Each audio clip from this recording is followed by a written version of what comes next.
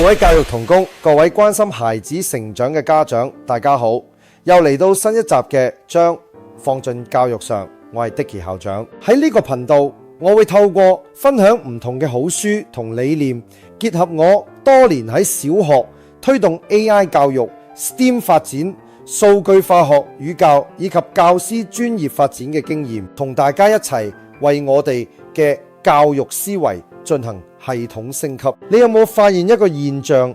好多學生明明睇似好勤力，每個月做好多補充練習，或者我哋老師參加咗好多教學工作坊，儲存咗幾百篇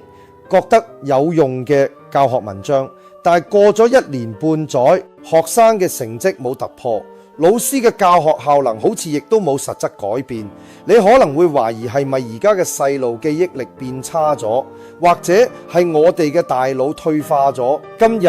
我想為大家導讀日本著名精神科醫生樺澤紫苑嘅著作《最高學以致用法 The Power of Output》。呢本書可能會徹底顛覆你對學習嘅認知。作者喺書裏邊一開始就指出咗一個殘酷嘅真相：世界上有90%嘅人其學習方式都係錯嘅。喺傳統嘅教育體制下，我哋太習慣輸入過程。好多家長以為讓孩子睇好多書、聽好多課就係學習。好多老師以為不停咁講書，把知識灌輸俾學生就係教學。但喺大腦科學嘅角度嚟睇，呢啲只不過係輸入 input。我哋大腦裏邊有一個負責處理短期記憶嘅部位叫海馬體，佢會嚴格審查所有入嚟嘅資訊。如果佢發現某個資訊喺2星期內冇俾你使用超過3次，佢就會判定呢個係冇用嘅垃圾，然後將佢清除，騰出空間。呢個就係點解學生死記硬背嘅詞語，考完試就忘得一乾二淨嘅原因。咁我哋喺日常教學同家庭教育中應該點樣改變呢個現狀呢？我從呢本書中總結咗3個能馬上應用喺教育上嘅核心策略。第一，掌握3:7嘅學習黃金比例，要將短期記憶搬到大腦嘅殼葉，變成猶如電腦硬碟般嘅長期記憶。唯一嘅方法就係欺騙海馬體，等佢以為呢個資訊生死攸關，而手段就係不斷咁輸出，即係 output。書中引用咗哥倫比亞大學心理學家嘅一個經典實驗，發現嗰啲成績最好、表現最頂尖嘅人，佢哋花喺輸入，意思係指背誦，同輸出，意思係指練習或者應用嘅時間比例，竟然係3:7。各位老師、家長，反思下我哋嘅課堂同埋溫習模式係咪啱啱相反嘅7:3，甚至9:1？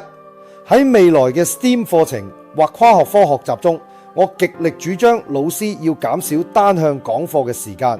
假設有1小時嘅課堂，我哋應該只係花20分鐘去讓學生吸收資訊，剩低嘅40分鐘要全部用嚟讓學生輸出，例如俾佢哋喐手做實驗，利用 AI 工具進行數據分析，或者上台做 presentation。只有喺輸出嘅時候，大腦先至會意識到自己嘅不足，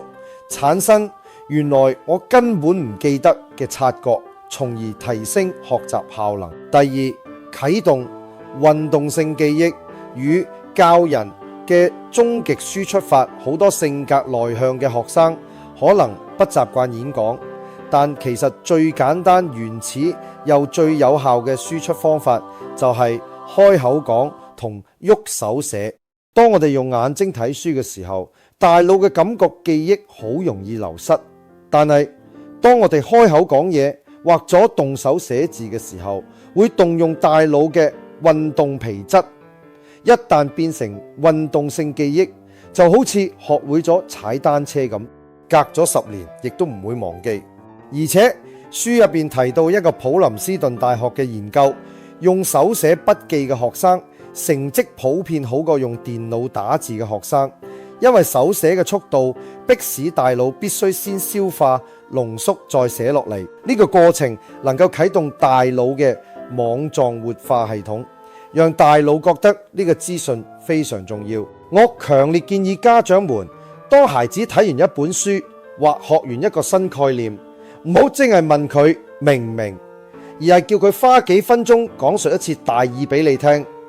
作者提到一招必殺技就係教人。當你話俾學生知佢稍後要負責教另一班同學，或者家長俾孩子扮演小老師嚟教導父母時，孩子嘅大腦會進入主動學習模式，去預測別人會問乜嘢問題，佢哋嘅記憶力同埋理解力會即刻暴增。第三，建立回歸機制同克服拖延症。喺輸入同輸出之間有一個極度關鍵嘅步驟叫回歸，即係 feedback。如果冇回饋，你只係喺原地轉圈，永遠找唔到正確嘅方法。呢個正正係我哋學校近年大力推動數據化觀課同埋 AI 教學分析嘅原因。我哋需要客觀嘅數據回歸嚟修正教學策略。對於學生同老師個人嘅成長，作者提出咗一個好正嘅反思框架，就係先 before， 然後發現，最後係 to do。Before 係你以前嘅盲點，發現係你啱學到嘅啟發，最重要嘅係 to do， 即你聽日開始會做嘅具體行動。但知道要行動，好多人卻因為懶惰而拖延。大腦科學話俾我哋聽，行動力唔係靠意志力，而係大腦裏面嘅伏隔核喺度控制。伏隔核需要收到身體活動嘅刺激，先至會分泌多巴胺產生動力。所以面對堆積如山嘅功課或未批改嘅測驗卷，請善用5分鐘法則，唔好諗太多，強迫自己喐手做5分鐘，伏隔核就會啟動。通常5分鐘之後，你會發現自己竟然唔想停落嚟。與其花幾日時間去猶豫，不如用嗰5秒鐘去決定並立刻行動，因為從行動中學到嘅經驗遠比你坐住空想要實際得多。各位，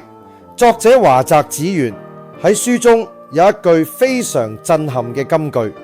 輸入只係令大腦產生化學變化，唯有輸出先至可以令現實世界產生變化。如果你今日睇完呢條影片，覺得校長講得好有道理，然後關掉 YouTube 繼續去瞓覺或者打機，咁你現實嘅教學效能同親子關係係零改變嘅。知識本身唔係力量，運用知識先至係力量。所以為咗唔俾大家跌入只輸入唔輸出嘅陷阱，我誠意邀請大家就喺呢一刻進行你嘅第一次輸出。呢個亦都係我今日想問大家嘅問題，請大家運用啱啱提到嘅先 before， 然後發現，最後係 to do 框架或者簡單一句說話喺留言區寫低。你今日聽完呢條影片之後得到咩啟發，以及你聽日即刻會喺班房裏邊或者喺教導自己細路自己時候做出邊一個微小嘅具體改變，哪怕只係我聽日開始會叫細路每日話書俾我聽。當你打出呢幾個字嘅時候，你已經由一個旁觀者變成一個實踐者啦。期待喺留言區睇到大家嘅分享，